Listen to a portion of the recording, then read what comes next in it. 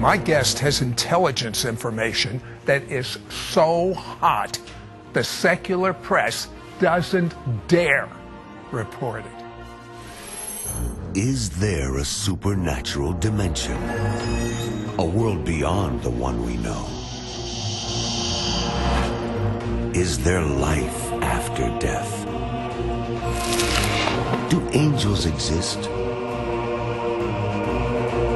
Can our dreams contain messages from heaven? Can we tap into ancient secrets of the supernatural? Are healing miracles real? Sid Roth has spent over 35 years researching the strange world of the supernatural. Join Sid for this edition of It's Supernatural. Hello, Sid Roth here. Welcome to my world, where it's naturally supernatural. I wouldn't want it any other way. I love breathing the rarefied air of heaven. Here, take a little. I mean, I feel like it's radiating out of me, and it has to for what you're about ready to hear, because my guest, Gary Kah, has information that the secular media has intentionally blocked from the American public, because he is an expert in end times. He's been literally called by God from a youth to study the economic, the political, the religious system, and the forerunners of what the Antichrist is doing.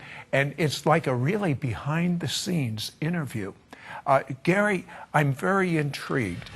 Your father was involved in fleeing from Nazism and communism. And there was, as a young boy, there was something you couldn't understand. What was it? Well, that's right. When my parents shared with me what they went through during World War II, my father fleeing from the Nazis and communists and becoming a refugee, my mother growing up under Hitler in Germany, and her father, my grandfather, being so outspoken against Hitler that the mayor of his village had to intervene on his behalf once so that the Gestapo wouldn't haul him away. And growing up and hearing about these stories, I thought, how could that have happened in Germany and the surrounding areas where there were so many Christians at one time? You know, I've often wondered that, but you know, there really is a spiritual blindness that can come on people. Definitely, and being aware of that and understanding that by 6th grade, I remember making a commitment in my public schoolroom in Kettering, Ohio, that if anything were to ever happen in this country, like what happened in Europe during Hitler's day, that I would take a stand for what is right regardless of the cost. And I remember very clearly praying that prayer, and it was during a world history session in 6th grade. And I never thought that the Lord would take me up on that someday. But that was it was literally a vow that you made. And I think if you knew what you were into right now, you may not have made that vow. And your training was really very, very interesting. After college, you were the European Middle East Trade Specialist for the state of Indiana. And you went to, how many was it? 30 different countries, including Israel, and this was preparing you for what you were called to do. But the thing that is so fascinating to me is there was an election in Kenya, and one of the men that was running in this election to be the head of Kenya, he has a very famous cousin. Tell me about him. Well, the name of this gentleman, this was a few years ago, he's running for president of Kenya. His name was Raila Odinga. And in an interview with the BBC in, I believe it was in early 2008, he revealed that he is the cousin of Barack Obama. And in fact, his exact words were that at that time, Senator Obama's father was Odinga's maternal uncle. In other words, Odinga's mother and Obama's father are sister and brother. So they're pretty close biologically. They are pretty close biologically, according to Odinga, yes. Now tell me about this Odinga that was running for president. Well, at the time he was arguably the most radical Muslim leader in Kenya and had a group of other Muslim leaders under him at that time. Now when he did not win, what happened? What did his followers do? Well, they went out on a rampage, and approximately 800 churches in Kenya were torched, and about 1,000 Christians lost their lives. And over here in the secular media, it was presented as being a civil unrest, but really it was a lot of persecution against Christians. Things got so bad that the government of Kenya stepped in and said, okay, in order to have peace, we'll make you, Raila Odinga, we'll make you our prime minister. And so he is now prime minister of Kenya, along with a president from a different party whose last name is Kibaki. So the two of them are ruling jointly. You could argue that Odinga has the upper hand, and in order to try to get elected when he was running during his campaign, he promised his followers that he would try to institute Sharia law if he got into power.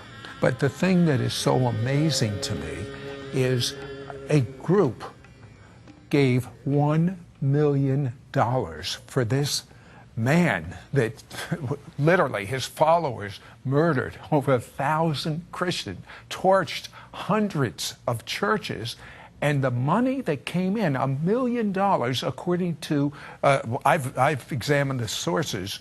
Who did this come from? It came from an organization called Friends of Senator B.O. In other words, Friends of Senator Barack Obama. So apparently people who are close to Barack Obama, they donated 66 million Kenyan shillings, which translates into about $950,000 toward Odinga's election campaign. I don't understand why the media is not concerned. Do you understand that? I don't understand why the secular media is not shouting it from a rooftop. But you've gotten into trouble because of this vow that you've made many times. For instance, you found there was a new currency system being set up in the early 80s for the United States of America, and you were warned not to talk about this sort of thing. Explain. Well, back in February of 1984, I was invited. I worked under the Lieutenant Governor of Indiana at the time.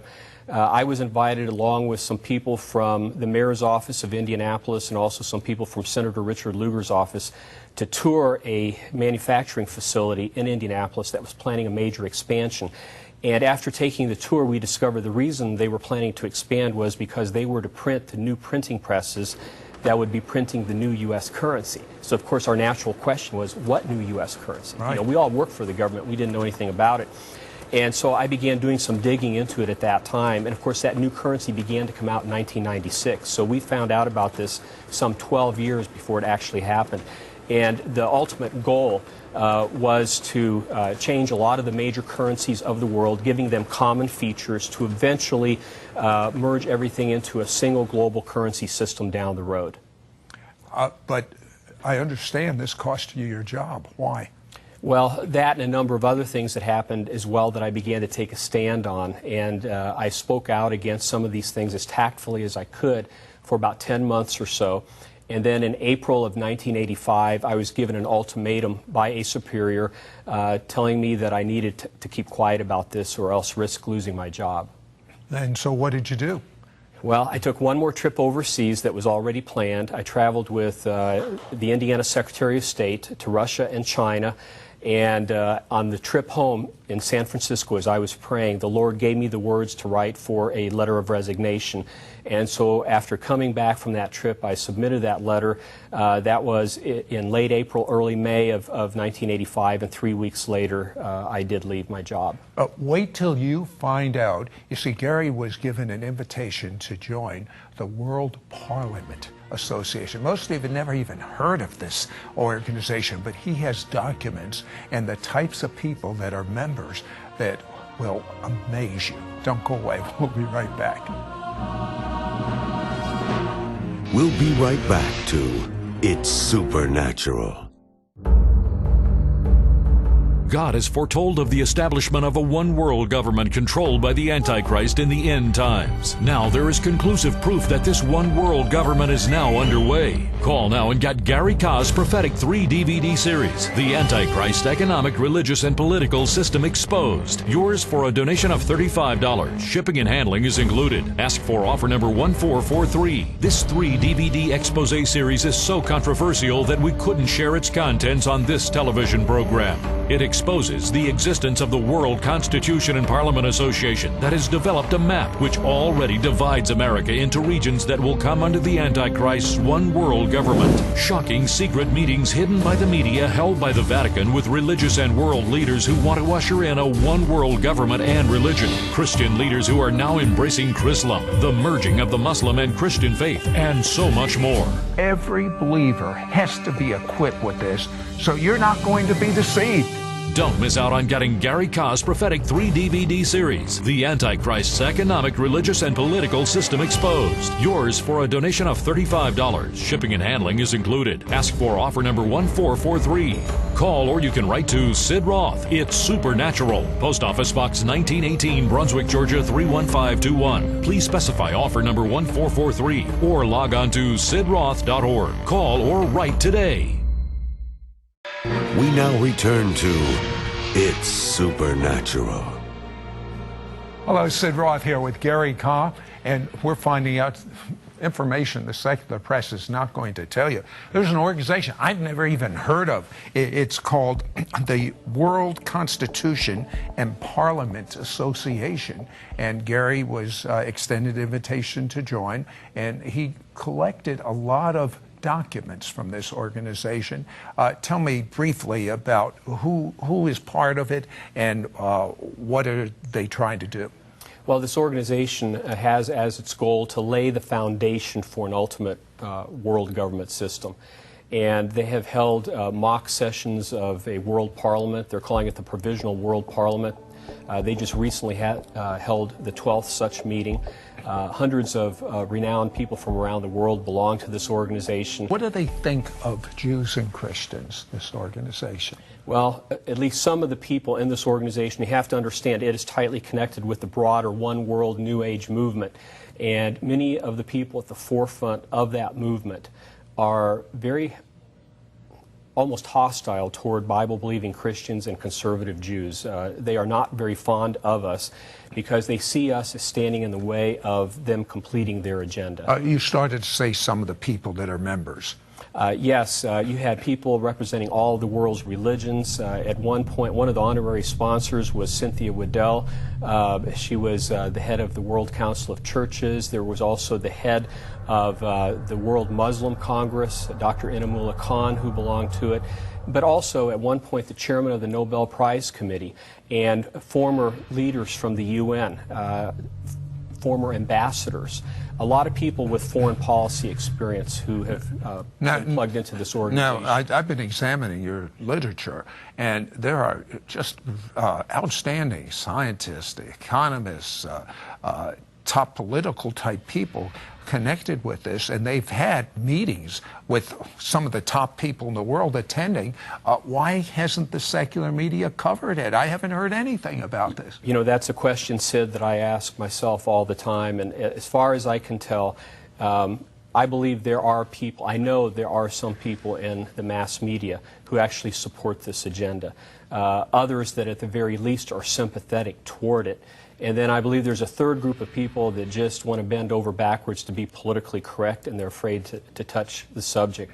But I collected several hundred pages of documents being affiliated with this organization for a few years, and it speaks for itself. You know, unless people were to accuse me of creating these letterheads and all the signatures of the people on these documents, you have to accept the fact that this is really taking place and that we need to know about it. Now, another area that you're very concerned about is something that a lot of people love. It's interfaith, like the UN has something for interfaith. Explain that. Yes, the United Nations has been pushing an interfaith agenda for some time. They've held various activities and meetings along those lines. And last October, a new program was kickstarted by King Abdullah and Prince Ghazi of Jordan called the World Interfaith Harmony Week. And that week was designated to be the first week of February each year. So from now on, we will have a week of interfaithism celebrated during that week. Now, Prince Ghazi and King Abdullah's efforts were based on previous UN interfaith efforts and the Common Word program, which is a Muslim call to bridge building with the Christian community. Now, in response to that, a number of Christian leaders got together